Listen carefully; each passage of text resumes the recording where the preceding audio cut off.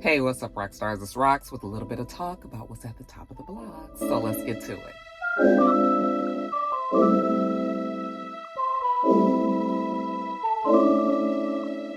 All right, you guys. So first story up today, we must discuss the conversation that was had between Nia Long and recently, now going through a divorce, Young Jeezy. Mama named him Jay Jenkins. Okay. And we had known that this interview was coming up, and we were intrigued because not often do you see a black woman interviewing a black man these days about relationships, about trauma, about happiness, about getting to know the real you, about all of the things that we learn as we travel through this thing called life, you guys. But yeah, they created a safe space for each other to discuss their relationships, amongst other things. You guys know that Young Jeezy is also on a PR tour because he has a book that is out right now called Adversity for Sale. Roxy Reads Book Club. What do you say? Anyway, the conversation has been on everybody's blogs. Everyone has been talking about it. And yeah, it was actually very refreshing to see. Just two people that are intelligent, that can clearly convey the words and the feelings that it was a good thing to see. What we're going to talk about today, of course, is his discussion about his relationship, because that's what most people are interested in right now. You guys know him and Jeannie Mai. They were married for 2 years. They got married back in 2021, and earlier this year, well, just a few months ago actually, Young Jeezy filed for a divorce. So it was what some are calling a whirlwind romance. I prefer to call it a pandemic romance, because it seemed like it started right before the pandemic hit. They were hot and heavy throughout the pandemic. And then, of course, they got married, had the baby, and then, here we are. So, yeah, it's run its course, obviously. Nobody is going back on this divorce. It is happening. We see Jeannie Mai. She's doing her own interviews and talking about, her getting back to her. And Young Jeezy pretty much is getting back to him. You keep it natural, stay in your bag like you wearing satchels. Hey, baby, you a godsend, just missing the sandals. But still, you ain't missing much. In the interview, the clip that's going around for all of social media right now, when Nia Long asked him about the relationship and whether or not they had gone to, therapy, he said, yeah, they had gone to therapy basically, and it didn't work. So they had tried pretty much everything. Listen, all I'm going to say is the way that Young Jeezy was talking about that relationship, now he's a rapper, and he has wordplay. So these things come into play even in interviews, because I feel like he was talking, but it was just sort of like, just spit it out, Jeezy. All this trying to, talk around it. Like, just what is it exactly you're trying to say? Basically, he said he didn't want to say anything negative about her because that's, his child's mother, and I'm sure he still loves her. But, he was just like, basically, it just wasn't going to work. And now he feels like he's got to get back to just making sure that he's happy instead of trying to concentrate on Jeannie Mai. Okay. So, and then Nia Long was like, well, shit, you tried. I was like, listen, that is the black black people gonna be like, well, shit, nigga, you tried. I mean, ain't nothing else you can do, right? But I don't know. I think that there were a lot of things that probably contributed to the fact that they were getting a divorce. Everyone is definitely bringing up the fact that there was a culture difference. And yes, I do realize that there was a culture difference. However, we've seen people with different cultures that have been able to mesh and put their, blend their families together. We're not saying that it's easy, but it's not impossible. I think more of the culture differences and where the clash comes in is where Jeannie Mai's mother is quite the strong personality, quite the involved personality. I think that Jeannie Mai and her mother still need to do quite a bit of counseling and work out their issues, because I feel like Jeannie Mai is never gonna be happy until she settles whatever this is that she has with her mom. And it might not be something that is settleable, okay? Sometimes we have family members or friends or whatever that we love dearly, that are part of our immediate family even sometimes. And sometimes you just have to love people from a distance. I feel like Jeannie Mai and her mother's relationship is so toxic. And and she's told us that too, that she gets pulled into all of the drama with her mother and probably don't listen to nobody else because she's been doing it for so long that she can't even help her. I can just imagine her arguing with her mother, Jeezy around. He ain't used to all of that shit, Now, not saying that Jeezy ain't used to chaos in his own life as well, but when it comes to like mothers and family, like black people, that we don't do that kind of stuff like how Jeannie Mai and her mom is. I don't know if that's a cultural thing or if that's just toxicity, but a Vietnamese family, the way that they even speak to each other and talking, it's just a lot of differences. And it's probably something where Jeezy was just like, I can't, like, you don't even listen to me. Like, you and your mom, y'all that arguing, and then the brother get pulled in, and it's just the three of them. And I'm just like, now, I'm not no professional. I mean, I'm not, well versed on Jeannie Mai and her family, but just what I've seen, them three together, that's a whole lot. Like, I feel like they can probably be off in the corner. Like, if we was having a family dinner, them three could probably be off in the corner with a whole bunch of commotion and shit going on. Just the three of them, just ignoring everything else. And maybe she's not ready to let that part of her life go. I just was like, girl, you didn't let your mama get rid of your husband? Is that what it is, child? Like, what is going on here? Now, not to say that Jeezy is totally innocent. Maybe Jeezy just got caught up. Maybe he thought that this was something that could work, but he realized that it wasn't going to work.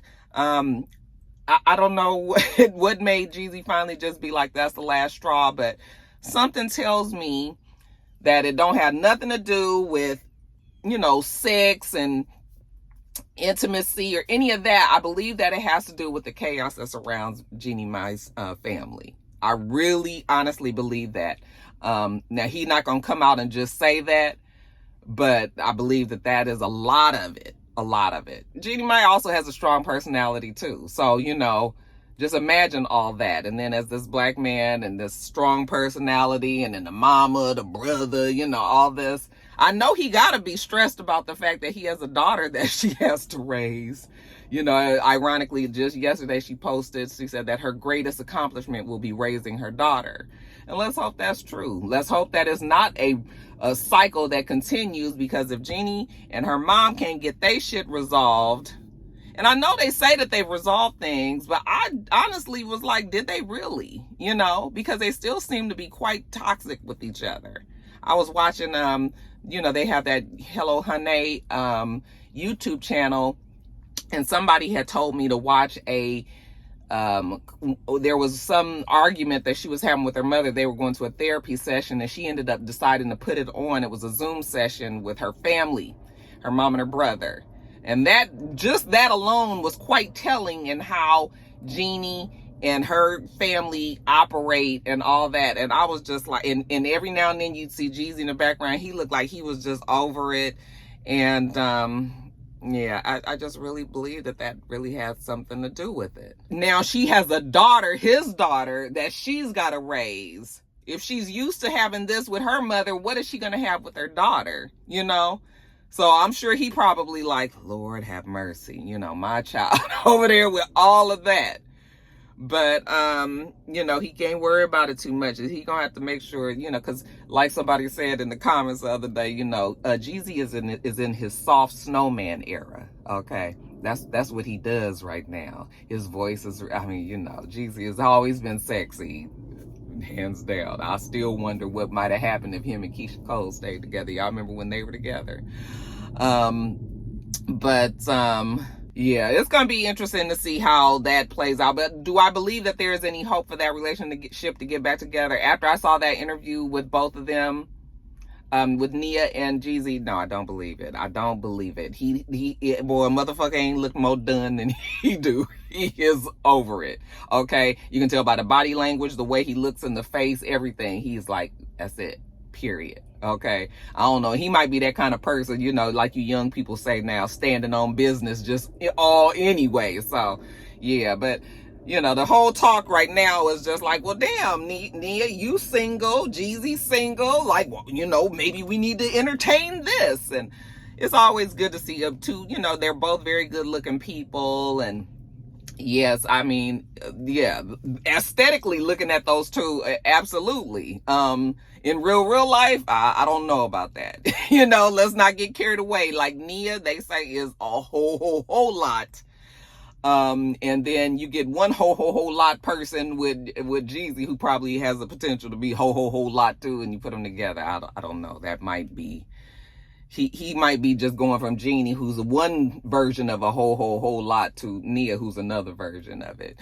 And besides, you know, I think that the fact that they're just friends and was able to have this sit down, you know, good. But I wouldn't be surprised if possibly, you know, these two could, you know, maybe explore and see. I mean, I wouldn't be mad. I wouldn't be mad at all. Boy, child, cause Jeezy ain't nothing to sneeze at, honey.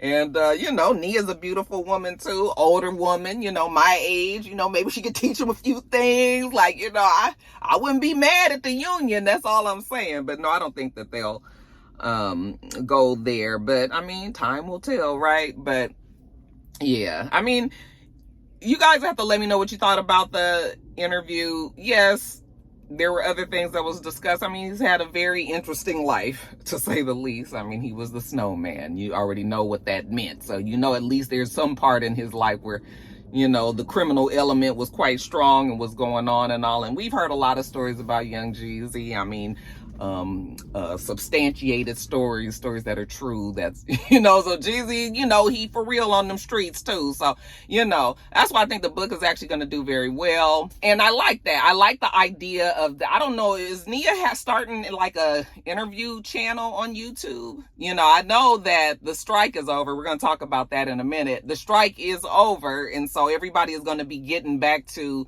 you know, movies and acting and TV shows and everything. But honey, these people have started, these actors and actresses have started to get to the point where they was doing anything, you know. So maybe she's now starting to do podcasts or interviews or something, you know, just another income source.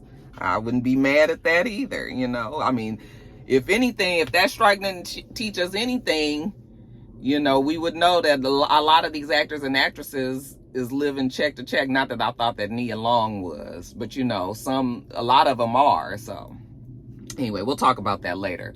But yeah, you know, I thought it was good. It was good. There was a good interview. A lot of talking, too much deep, you know. It's just sort of like get to the whatever the answer gonna be. All this, you know, trying to sound so deep. But otherwise, yes, it was a good interview. You guys let me know what you thought about it. Let's move on to the next story.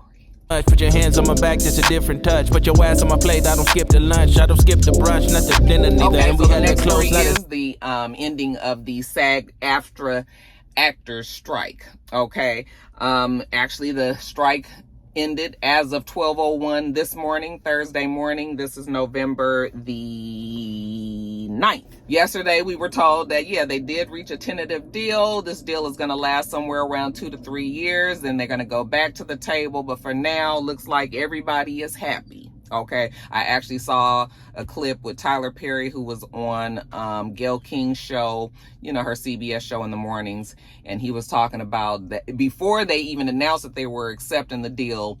I believe that, you know, Tyler, being who Tyler Perry is, that he's been in the background, you know, he knows what's going on, what's being discussed at these boards, especially with him being the unique position of being a studio head and an actor.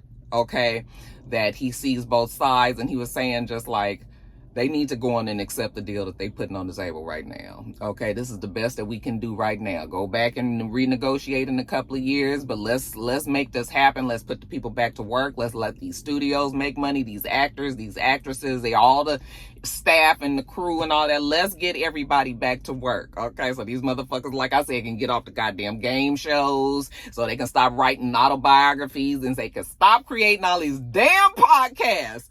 I was just like, I guess they used to always frown down on us YouTubers. That YouTube was just sort of like you was going to that because it was absolutely, no hope for you to be on regular TV. Now we got the regular TV people coming over to YouTube because now they realize that this is a stream just like anything else, okay? And if you work the hustle long enough, you can actually make a good living off of it, okay? So... but I was just like, let's get them back because, child, I was watching Jeopardy and they had this one girl on there. She was, who was she? Some white chick that looked like she would never even be on Jeopardy had the strike not been going on. She couldn't get an answer. Child, by the time they got to the double Jeopardy, that child had like 200 points. I was just, not double Jeopardy, the ending Jeopardy, the ending round.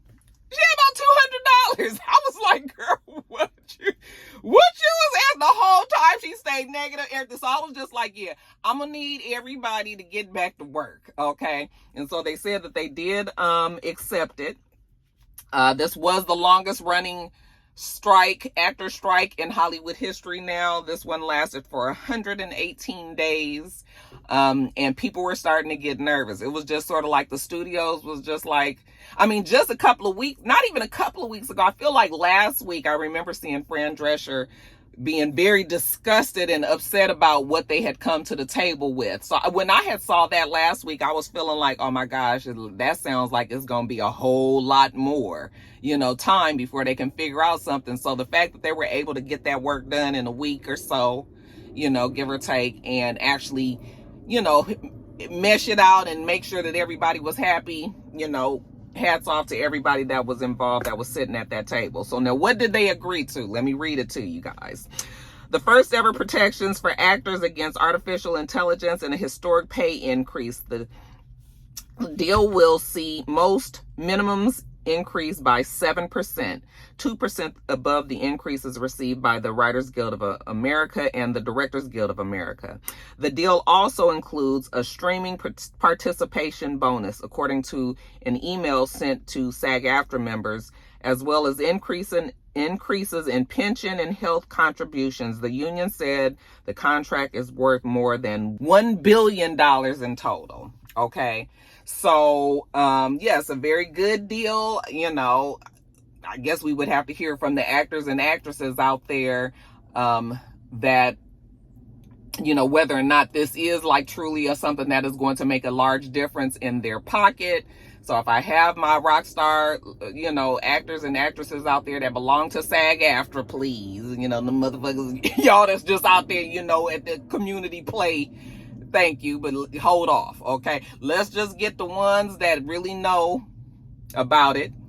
You guys let us know, like, is this a deal that looks like it's going to be, everybody seems to be happy. I think people are just happy to get back to work. You are an actor, you want to do something that you're passionate about, what you make your money from, the thing that to do. So a strike, I would imagine, would be very unnerving, stressful, and tiring. So, and them people they've been on that strike line, honey. They've been on there strong. So hats off to the actors and actresses and all the other people that was striking. The crews, the people, pay these folks. You know how much money these movies make? Even when they're able to pay, if a star of a movie is Julia Roberts and George Clooney, they done spent, they done gave them $10 million for the movie. All right. And then everybody else over here making checks and they getting a check for $418 and, no. So I'm glad that this is done. And, good to know that the people will be back and we can finally get back to our shows. Yeah, because I was like, what we gonna do? Because the reality shows, the boom that happened back then, we couldn't have another one of those because reality shows are not in the place that they used to be. They're not real. It's just a whole bunch of smoke and mirrors and things. And, you know, I just was like, if I had to see some of my favorite actors and actresses on a damn reality show, I was gonna be like, boys, it is really bad at times. My friend was like, girl, Courtney Vance got a book. I was like, Courtney, I mean, I love Courtney, and I'm sure he has an interesting life, okay? But what I'm saying is just like all these people that you never thought was gonna be right, but like, did you ever sit down one day and be like, I wonder what that Courtney's life was like when no, you never thought that, okay? So it's just sort of like, all these damn books and shit, and people not even dead, not even old. We got young people coming out with books and everything. Like, I'm just over it. So let's get everybody back on the screen. Congratulations to the actors and actresses and all of the crews and staffs that this is affecting. Let's get back to work. All right, you guys. So next story up.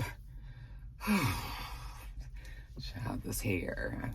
Next story up is the interview that Carlos King had with Nia Long. No, why did I say Nia Long? It's just in my mind, I was thinking like, oh, this is another interview that I was talking about. And so Nia had popped in. And so that's why it came out. But no, not Nia Long. Carlos King and Royce Reed. Royce Reed from the original version of the Basketball Wives. We all remembered Royce when she came in as the baby mother to Dwight Howard's child, and all of the scandal that surrounded her coming into that show, the way that she was treated on that show. She also discussed her life just growing up, where she came from. And I watched the whole interview because I was interested, you guys. Royce Reed is one of those people that we've never really been able to hear her side of the story because she's always been smushed. She's been having to go up against Dwight Howard, who has a lot of money, a lot of influence, even with him being him being Dwight Howard, because, you know, he's kind of had a particular fall from grace recently. But what I'm saying is she's been going up like this giant, basically. And she's had, if I say basically one more time, y'all can get your drinks out and have a damn shot, okay? But what I'm saying is, Roxanne, think of another filler word, is she's never been able to say anything from fear, fear of Dwight, his team, legalities, whatever, just tired of having to go up against them. She was a young girl when they first got together, all of that. So yes, it was a good interview. And it actually was I don't know if anybody else felt this way, but I felt very sad for Royce Reed because I feel like, I don't know why I feel like Royce hasn't had a happy life. I feel that it's unfair to her that the way that she started out, her reputation, what I tell you guys, she's never been able to outrun the bad reputation that them girls put on her. Okay? Yeah, she was a young girl, she was dating basketball player, whatever, but them girls dragged Royce through the ringer, and only because she wasn't one of them. She wasn't an older woman, established, already been with these men and all. But Royce, at the grand scheme of things, was just like everybody else, basically. You're gonna basically take your shot.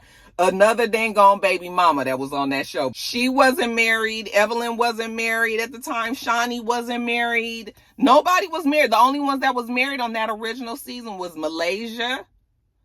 No. I'm getting them mixed up. Let me go back. Malaysia wasn't on that original thing. The only one that nobody was married. Susie wasn't married. Royce wasn't married. Tammy, Tammy didn't come on the original. Evelyn, Jen was married. Jen was the married one. Susie wasn't married. Yeah, it was just like, you guys are all in the same spot, and you guys are treating Royce like this because she's, fresh out of college or whatever, or young, and they was wrong. They treated her wrong. They did her wrong, and people still kept up with the treatment of Royce that way even after she was off the show. Okay.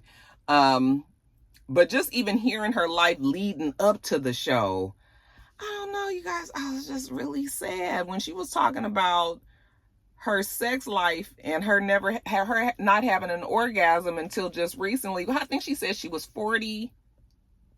Was she 43? Is that how old she said she was? She said she was like 43, somewhere in there, and that she just recently had a orgasm,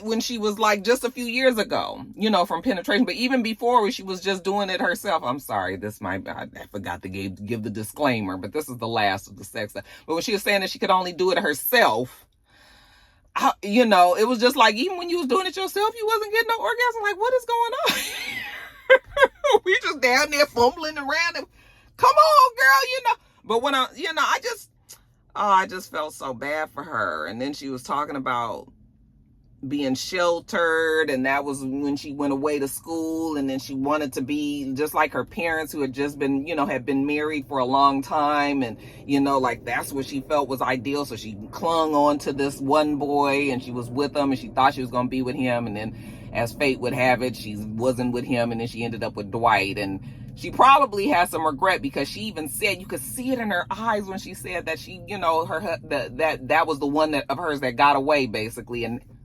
shot. The one that got away, that he recently married and had a baby and all that, and you could tell she was wistful. And I was just like, and now she has to deal with, instead of being happy with that man that's over there with the woman, she's dealing with Dwight still.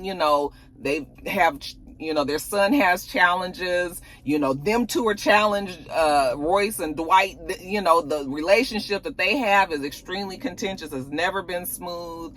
And, I feel like there's like an underlying sadness. That's the word. That is the word. It felt like an underlying sadness there. Yeah, she's going to smile, she's going to laugh. Things ain't always bad, just 100%. But how you could just see somebody that just looks like they have like they're down. That's when I see Royce Reed. And I even had that feeling before she had this interview. But the interview, to me, confirmed that's how it was. That show really did a number on her. And unfairly so.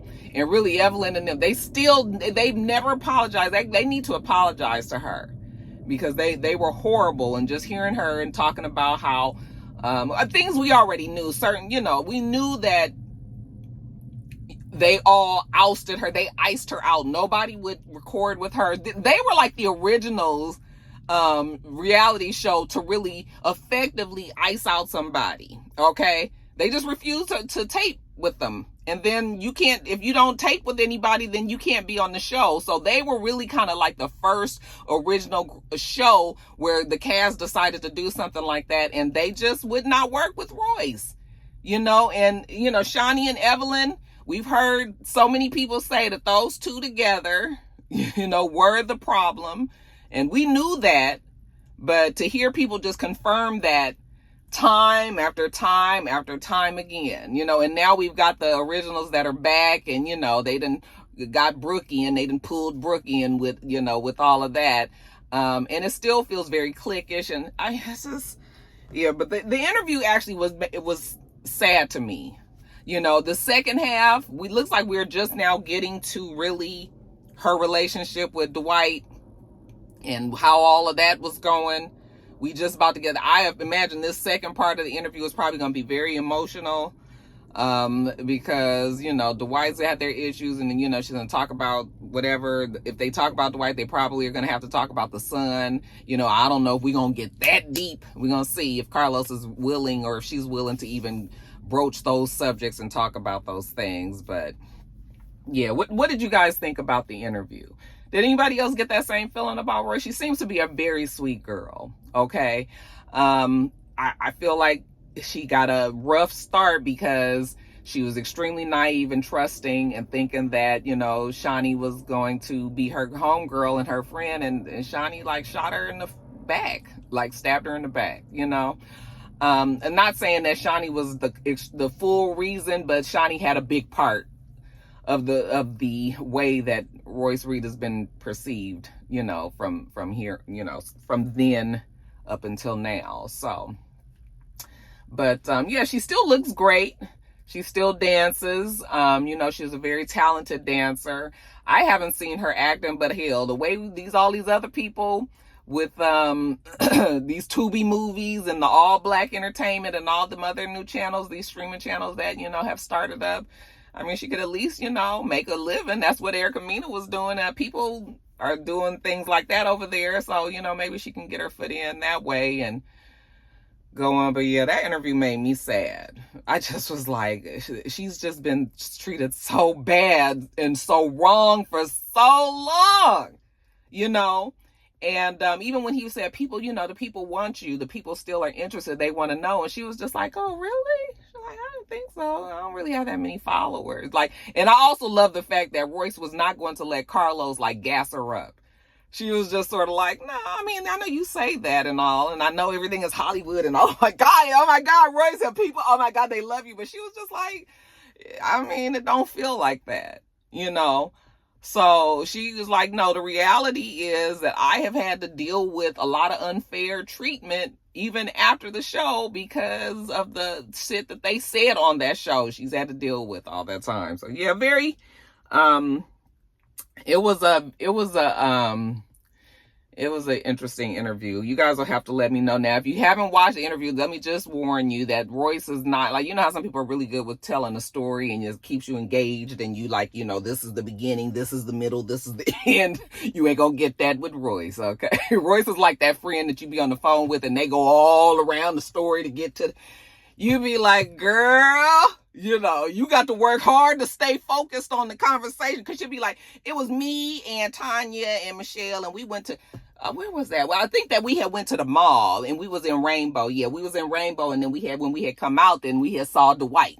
And, you know, so then Dwight, you know, what was it, Dwight? There was him and his friends. Like, I don't know, girl. You know what they got in the store now? You saw they opened a new Swarovski crystal store, girl. It is so nice. I was just like, now she didn't do that. But what I'm saying, you know, you had them friends that just be like, girl, get to the meat of how you met the man. Okay?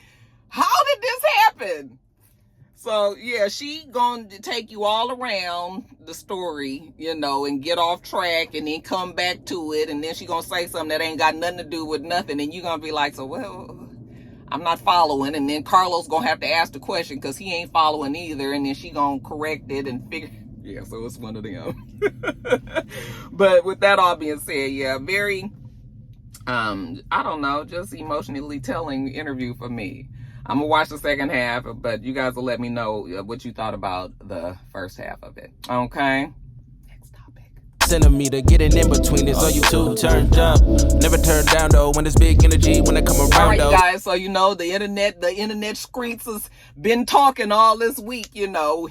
Lori Harvey, you can tag another one off her list. Because her and Damson Idris, you guys, have put out a statement. They actually have officially put out a statement that them two have broken up. It's funny to me that, you know, relationship, just boyfriend and girlfriend, wasn't even engaged, that they would now have to put out statements that they no longer are together. Okay. But that's what it is, you guys. They have decided that they are no longer together because they both have careers and things that require their full and undivided attention, and they cannot be bothered with a boyfriend or girlfriend at this time. Okay, so they are still friends, you know, they still love each other, but they're going to be apart. Okay, because that's what they all do when they break up. They love each other, but they break up. So yeah. Doesn't make sense to me either, but who am I? Oh, you guys, side note, my next door neighbor, do you guys know, for the first time, I swear they've been there for like 10 years, maybe, came and spoke to me yesterday. So I had put out his table. I'm saying this because my neighbor is leaving right now. I had put out a table. I had put some furniture out in front of the house yesterday just to see if somebody would pick it up. I wasn't going to leave it out there or nothing. I just put a few things out there and put a sign that said, take me. And she came and knocked on my door and was just like, can I take the table? I was like, yeah, girl, whatever. Say, take me. You can take. So we started talking and I was just like, now we ain't never spoke. I've spoken to her, but she never spoke back. And remember I was like, oh, bitch. But then I was like, well, she might not be a bitch. But she was very, very nice. It was just so weird. I was just like, are you the lady from next door? I was like, I know I saw you from afar, but now you like on my porch. Okay. So anyway, yeah, you guys, I think me and my next door neighbor, I think we friends now. But getting back to the story. Yeah, so these two are over. You know, and of course, it's all the talk about Lori Harvey and her going through all these men. You know, Lori Harvey is a dating age woman. I still don't think that, I don't look at Lori Harvey as a hoe. Okay. I look at her as a young girl that is dating everybody that she's been with for, you know, they've been relationships. They ain't just been a hit and quit. Maybe with the exception of Future. That was maybe, you know, and maybe the exception with Diddy. Okay, because even though Diddy had met the family and everything, we saw them at the Kentucky Derby with Steve and Marjorie, you know, them three all around the same age. And then with this young girl, so like, that had to be awkward. But, you know, we haven't seen her just jumping and bouncing around. Anyway, I'm not going to keep talking about it because people are always going to feel like, oh, no, good, that girl is a hoe. But I just think that she's dating. But anyway, I am more of the thinking that Lori Harvey is like, I feel like these people pay to date her, you know, that she is valuable enough to, when she shows up on the arm, you know, of some man, you know, that she raises their stock. She did it with Michael B. Jordan, you know, and look, Michael B. Jordan was already a very well-known actor, but he was not a fave in the black community when it came to women anyway. So they needed to get, because, you know, there was a lot of talk about Michael B. Jordan dating white women, whether or not it was true, okay, whatever. But so I felt like they needed to try to endear us to Michael again, and that's why she ended up with him and all that. And now we have Damson Idris. Now, I don't really, you know, Damson, his star has always been rising as well. But I think that they did put him with her just so that she can help him be more, like, Snowfall was about to end, and it was just sort of like, what are we going to do to keep Damson Idris still out there for now? You know, especially with the strike happening, he's not acting no more. You know, he has a new gig that he's going to, I believe, yes, but it hasn't happened yet. And so, you know, it's just like, so how do we keep him? And so instead of him taking the damn game show route, he took the Lori Harvey route. I believe that they had a contract, you know, with an opt-out early clause. It might have been for a year. They didn't quite make it a year, you know. I guess they probably was just like, fuck it. Okay, and now we're done. But yeah, I kind of feel more like Lori Harvey is kind of brought on to help, which is funny because Lori Harvey is, I hate the term just, but, you know, she's not, you know, Lori Harvey is a socialite. Let's put it that way. She's a Hollywood socialite. And so, yeah, she's helping these guys. The relationship, whether it's real or not, is over. And, you know, Lori is free to go on to the next man, and she will. Okay. Damson Idris will hope that he took notes on how not to be so corny in his next relationship, because I was just like, Damson. I mean, come on. Now, he is definitely one of those quirky types who knows how to laugh at himself. He doesn't take himself seriously, and we love that about him, especially from him playing such a serious role, Franklin Saint on Snowfall. You know, to see him outside of that and that character, you can tell he don't take himself serious. So we loved old Damson, okay? But him with her, he was way too excited. It was just sort of like, you know, that's my lady, I'm her man, you know. It's just taking pictures, him just excited, jumping, and I was just like, oh, too much, Damson, too much. Okay, I know you excited, but I just, okay, so this next one that he get, you know, she's probably going to also be one of these new up-and-coming young starlets in Hollywood, and let's hope that he is able to maneuver through the relationship a little bit better. Because, nigga, you was happy to be with Lori. But, yeah, you guys, they say that it's a wrap on that the relationship is over, and they are concentrating on their careers, you guys. Anybody that's interested, y'all go. So, don't ever switch. Know you've been looking, won't find it like this. Know you've been looking for a nigga that handle them curves. I'm Jimmy Johnson with this. I'm Jimmy Johnson with this. That I attest, I'm like grinding.